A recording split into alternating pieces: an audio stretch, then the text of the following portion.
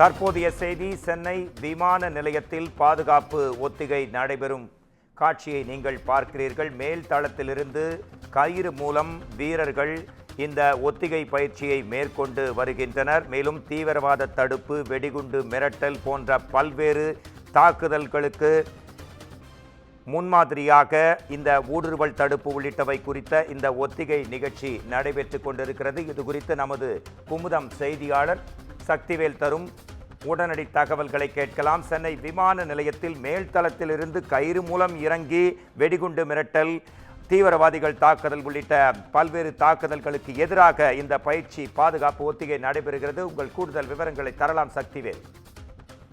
நிச்சயமாக. வணக்கம் மோகன்ராஜ். விமான நிலையத்திற்கு சென்னையில் பறந்து கொண்டிருக்கும் விமானங்களுக்கும் அவ்வப்போது வெடிகுண்டு மிரட்டல்கள் மற்றும் தீவிரவாதிகளின் அச்சுறுத்தல்கள், விமான நிலையத்தில் தீவிரவாதிகள் ஊடுருவல் போன்ற காலங்களில் உடனடியாக போர்க்கால அடிப்படையில் எவ்வாறான நடவடிக்கைகளை மேற்கொள்ளலாம் என அவசர பாதுகாப்பு நடவடிக்கைகள் குறித்து மத்திய தொழில் பாதுகாப்பு படையினர் செயல்படுவது குறித்து ஒத்திகை பயிற்சியானது நடைபெற்றது.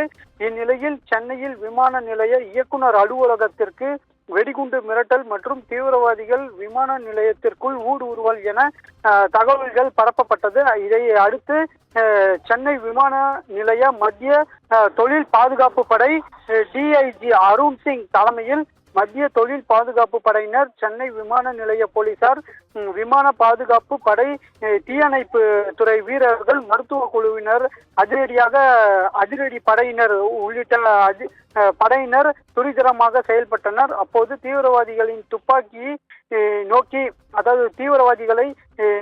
துப்பாக்கி சுடுவது, விமான நிலைய மேல்தளங்களில் கயிறு மூலம் இறங்கி பிடிப்பது போன்ற பயிற்சிகள் செய்து காண்பித்தனர். விமான நிலையத்தில் ஓடுபாதையில் பகுதிக்குள் புகுந்தால் நாச வேலைகளில் ஈடுபட முயற்சிப்பது போல் அந்த சம்பவங்களில் முன்னெச்சரிக்கையாக சென்னை விமான நிலைய பாதுகாப்பு அதிரடி படையினர் தீவிரவாதிகளை சுட்டுப்பிடிப்பது, உடனடியாக அவசர கால ஆம்புலன்ஸ்களை உடனடியாக கொண்டு வந்து மருத்துவமனைக்கு எடுத்துச் செல்வது போல பாதுகாப்பு ஒத்திகைகளும் தத்ரூபமாக செய்து காண்பித்தனர். மோகன்ராஜ், நன்றி. உங்கள் தெளிவான விரிவான தகவல்களுக்கு நன்றி சக்திவேல்.